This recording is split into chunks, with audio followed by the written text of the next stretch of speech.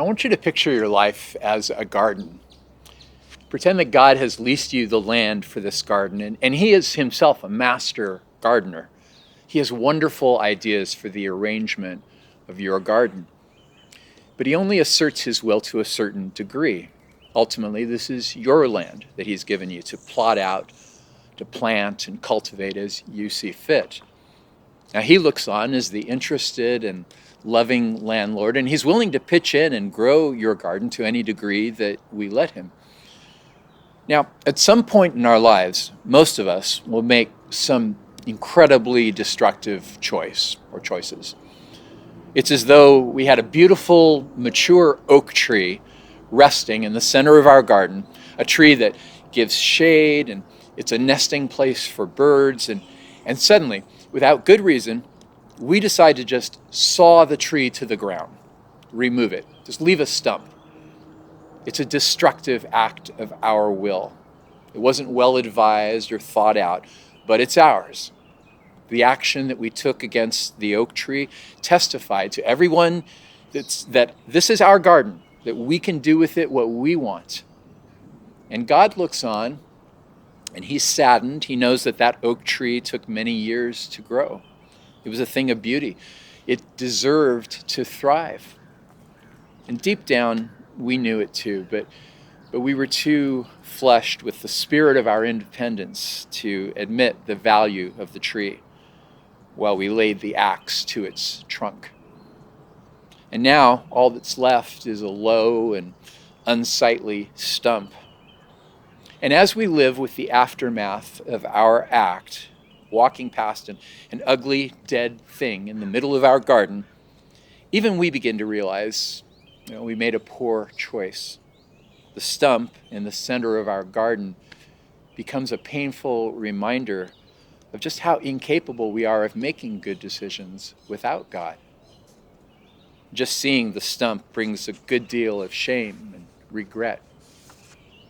But because He's a master gardener, God is never for a moment dismayed or at a loss in the face of our own ugly choices. He is filled with creative vision, only waiting for our permission to proceed. As soon as we give back control to Him, it's as though He says, okay, that stump. It wouldn't have been my choice. Frankly, I preferred the tree that was there before, but let's see what we can do with this, shall we? And He takes the stump, and He sands it down, He whittles and He rounds it in interesting places. He brushes an attractive stain over the bare wood. He applies many smooth coats of resin over it. And next, perhaps He would plant a flower bed in front of it. Maybe put another tree beside it to give it shade. Perhaps He would even redirect a stream to flow past it.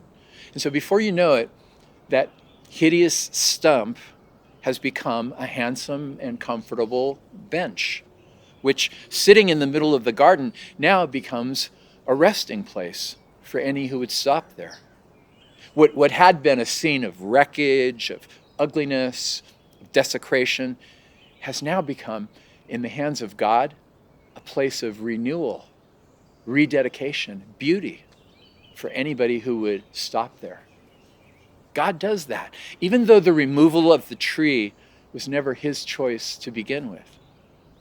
In this way, He works with our flaws and our poor choices.